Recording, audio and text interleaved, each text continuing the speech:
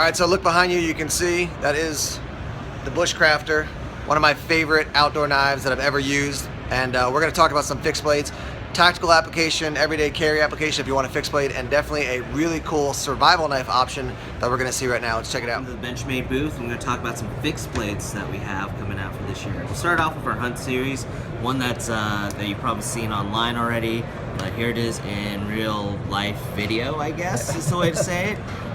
Is the 15100 Nestaka. So this is part of our hunt series, based off an Alaskan ulu. So traditional ulus would have had just a handle on the top.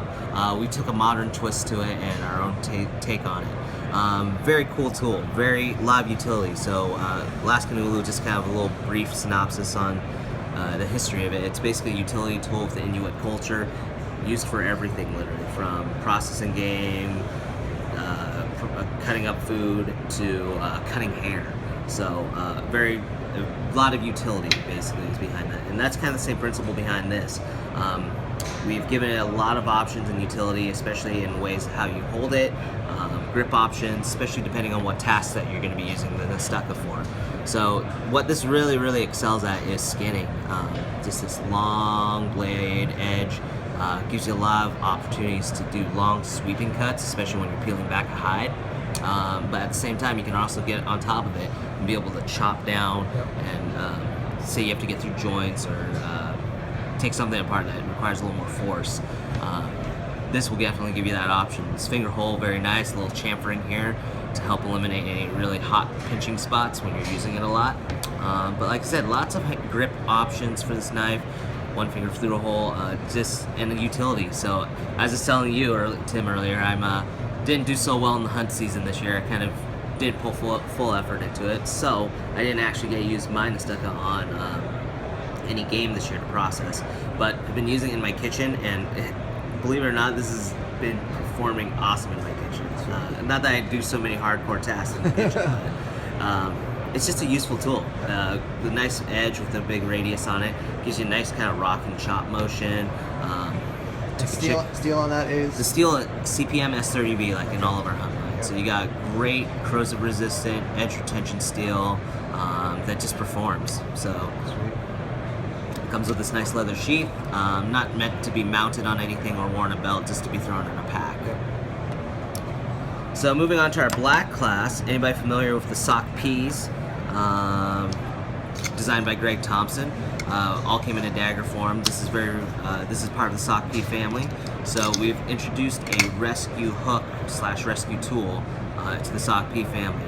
Features a strap cutting / seatbelt cutter for safe cutting. So very impossible to hurt somebody when trying to remove clothing or a seatbelt. An oxygen wrench right here, as well as a carbide glass breaker. And in the event of you had to use this, it could also be kind of used as a pressure tool, a Coupeton style. But great tool. Rescue hooks aren't necessarily just for removing clothes or from a trauma victim or removing seatbelts. It can be used in a little gamut of ways. I use all my hooks usually to cut zip ties. I've said that before. I use zip ties like they're going out of style. And I will attest that my triage, I use the hook, and it is amazing how quickly that thing cuts through anything. It's so easy. You're not afraid of like scratching or stabbing something by accident. That's it. We did change the jimping on top for the 179 sock P rescue hook. For those who carry multiple, if you're wearing a tack vest or anything like that, you have a tactile feel to be able to differentiate from this tool to the other sock P tools. And for folks who don't know, the other one is really a self-defense dagger. Yes. Last edge option. Very much self-defense dagger. I've seen some people EDC it. Yeah, I was just gonna say, I'm sure somebody did. It's not my favorite knife, obviously, but you know, it's definitely a capable knife. Moving on, we have some new fixed blades. These are the Protagonist series. So you have the 167 and 169. Will be featuring a drop point and a Tonto. They will come also in plain edge. So right now all you see is a combo edge. But it's just a lightweight fixed blade, very thin. If you've ever held one of our Arvensis, this is very similar to that, except for now it has an overmolded handle, a molded handle with a VersaFlex inlay. So it's a rubbery, grippy texture.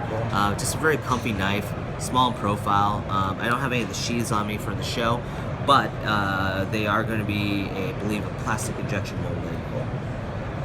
All right, this is the beast. So here's the beast. Anybody familiar with Shane Seibert's work will see that this just screams Shane Cyber. Big honkin' fixed blade. This is the 119 Arvensis. It's hefty. Yeah. This is not a light knife. G10 handle scales with pressed titanium tubing. So Shane Cyber, who also did our 162 Bushcraft, very similar as far as signature and style. Just screams Shane Cyber, right?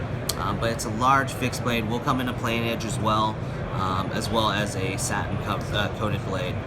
So, really cool part about this knife is the sheath. I guess part of this package, I should say. The knife itself is very cool, but the sheath is a really cool aspect as well. Lots of different mounting options, strap loops everywhere.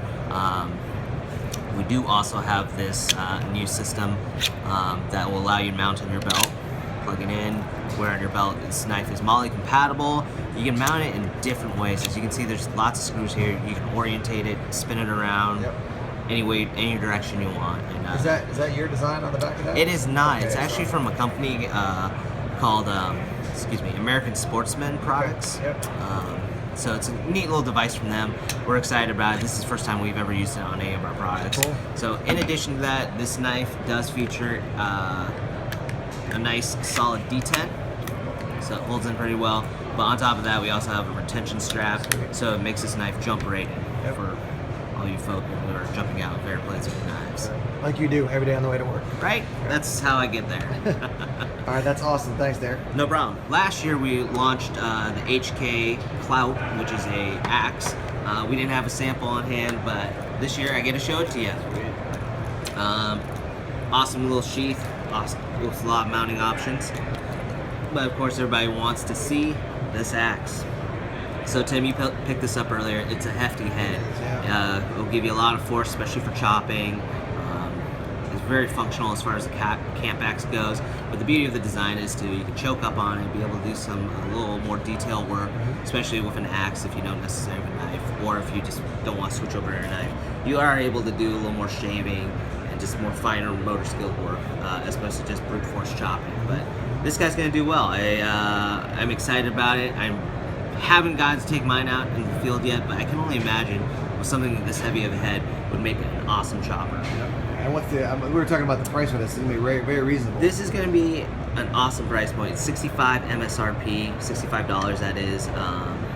You'll be able to find it out there probably a little less than that. So for an axe of this quality, I think you can't lose. Yeah, absolutely. All right, guys. Derek's got a bunch of other appointments he's got to get to. So Derek, thanks for your time. No problem, Tim. We'll get more videos up for you guys soon. Thanks to LA Police Gear and Anchor Power for supporting this trip to SHOT Show 2016.